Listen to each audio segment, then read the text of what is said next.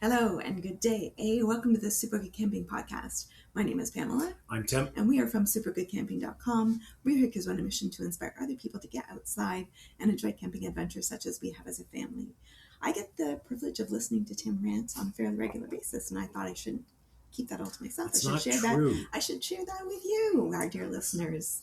Fake news. Today, we're going to talk about the Environment and Climate Change Canada shutting down the weather service.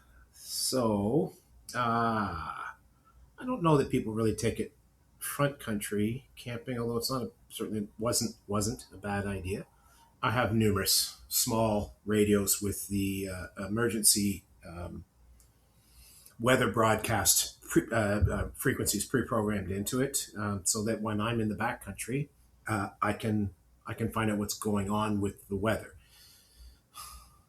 This is going to go all over the place. I find it considerably more reliable than my experience has been with our satellite communicators, and the weather that they use. The forecasting on it has progressively gotten better. Like last year was less missed than hit, but wasn't perfect. Previous years were absolutely terrible.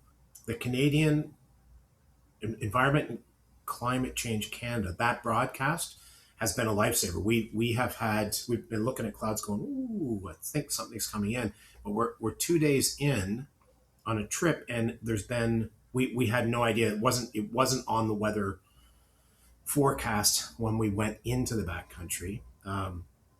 So we immediately tuned in and discovered that there was a hurricane coming. It wasn't coming at us. It was coming a little beyond us, but we were going to catch an awful lot of the side mess.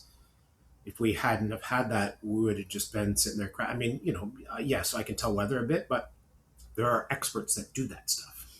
So I have to say, I'm fairly disappointed. They're all about you know what? I'll go through the key aspects and stuff, and we'll get to what. So the weather radio network, which included over 200 stations, providing continuous automated and localized weather reports. Localized weather reports, highly important for backcountry camping. Reasoning, we'll call them the ECCC from here on in, cited high maintenance costs for aging technology and a strategic shift towards online platforms. That's the one right there. Official advice, when the government advises using the WeatherCan app or the ECCC website for updates. That's a problem. Alternatives are emergency alerts will continue to be distributed via the National Alert Ready system on cell phones, radio, and television. I'll see what other people have criticisms about before I launch into my own. Critics argue that the removal of the weather radio leaves rural, remote, and Indigenous communities vulnerable, particularly in areas lacking reliable cellular or internet connectivity. Backcountry. That's certainly my take, but I mean, anybody who doesn't. So Jay and Sherry have a cabin that they like to trek out to in all kinds of crazy weather. It's in the middle of nowhere, man. So how are they supposed to know that a storm's coming in, especially if you're in the winter and you're hunkering, you've gone out for a nice ski or you're out trekking in your snowshoes, and then you're hunkering down because the temperature's dropping and stuff like that. How do you know that there's a big storm coming in? You don't. Backup system removal. Weather radio was often used as a critical battery-powered backup during power outages or when cell phone towers failed. We here in downtown Toronto during power outages have used that weather radio system to know what's going on out there because we're close to being on Lake Ontario, and stuff happens. When you're next to a big body of water and weather's coming through, it can get a little messy sometimes. And we have been aware of how that was playing out because we had the weather system, weather radio playing. An impact on vulnerable groups. Critics state the loss disproportionately impacts rural residents and seniors. And again, a lack of electricity means you can run a battery-operated thing and get things. Broadcast OTA, I think is what it's called, over the air, especially in rural areas, is considerably more reliable than cellular. it's the cellular and or internet based. That's fine and dandy. If you look at the numbers of people that are available, that have cellular or internet available, I'm sure that's a metric that they go, oh look, but we're hardly affecting anybody. Yeah, but the people you're affecting heavily. Like I'm in the backcountry, man. My satellite communicator doesn't. It gives me their weather report. It doesn't give me the government's weather report, which I trust far more. I don't have access to it. Certainly not reliable access to a cellular signal. That's kind of why I'm in the backcountry. At least it's part of the reason. And I definitely don't have like Wi-Fi to hook up to my, because at that point I don't need it. I can check the weather network for you know what I'm saying, right? So I'm disappointed, and I think it's our government doing us a disservice. There's This is a federal thing. It's not a. I can't blame Doug Ford for this. It's not just, we'd like to. Because he does crap like this all the time, man. Like, it's just terrible. Okay, I'm not. I'll save my rant for our next Just Pamela and I episode, which will be about expanded drinking in Ontario parks. In the meantime, to do, you know what? I'll let the young lady do the positive stuff because I'm still a little ticked. So on the other hand, I thought, well, let's maybe give some strategies maybe we can implement to try to work around this. It's not going to be as good, for sure. But so things you can do. Before you leave home, use the SpotWX forecast planner.